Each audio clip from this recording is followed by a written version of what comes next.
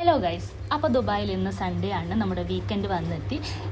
എന്താ പ്ലാനിങ്, എവിടെയാണ് പോകുന്നത് എന്ന് ചോദിച്ചിട്ട് എനിക്ക് എല്ലാ സൺഡേസിലും ഒരു കോള് വരും, സ്വാഭാവികം. ഇന്നും ആ കോള് വന്നു, മറ്റാരുടെയല്ല, എൻ്റെ ചേച്ചിയുടെ ആണ്.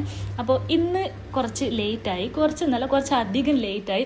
നൈറ്റ് 8:30 ആകുമ്പോഴൊക്കെയാണ് പ്ലാനിങ് എന്താണെന്ന് ചോദിച്ചിട്ട് എൻ്റെ ചേച്ചി വിളിക്കുന്നത്.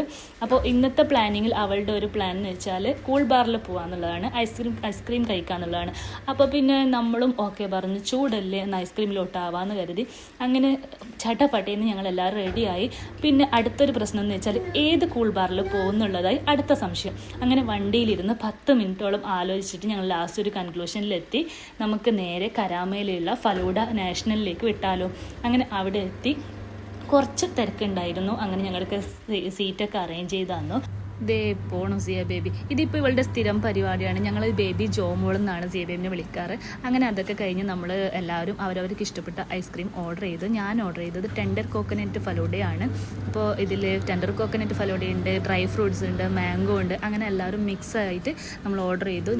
സിയുനും ഋഷിക്കും സ്പെഷ്യലായിട്ട് ഓർഡർ ചെയ്തില്ല, അവർക്ക് നമ്മളിൽ നിന്ന് കുറച്ച് കൊടുത്തതാണ്. അവർ കൂടുതലൊന്നും കഴിക്കൂലല്ലോ എന്ന് കരുതി, വേസ്റ്റ് ആക്കണ്ടല്ലോ എന്ന് കരുതി നമ്മൾ കുറച്ച് അവർക്ക് ഇട്ട് കൊടുത്തു. അവസാനം സിയ ബേബി സ്പൂണൊക്കെ കളഞ്ഞ് കൈ കൊണ്ട് കഴിക്കാൻ തുടങ്ങി. ഋഷിയാണെങ്കിൽ പായസം കുടിക്കുന്ന പോലെ ആയി അവസ്ഥ. അതിൻ്റെ ഇടയ്ക്ക് എൻ്റെ ചെറിയൊരു പ്രഹസനം കൂടി ഇവിടെ കാഴ്ചവെക്കുന്നു. അതൊക്കെ കഴിഞ്ഞ് ഇന്നത്തെ ഡിന്നർ ഞങ്ങൾക്ക് ഐസ്ക്രീമാണ്, മറ്റൊന്നുമില്ല. അങ്ങനെ ഐസ്ക്രീമൊക്കെ കഴിഞ്ഞ് ഞങ്ങൾ ഇറങ്ങുന്ന സമയത്ത് നല്ല ആൾക്കാർ വന്നു. അങ്ങനെ ഞങ്ങൾ വേഗം അവർക്ക് സീറ്റ് ഒഴിഞ്ഞു കൊടുത്തു.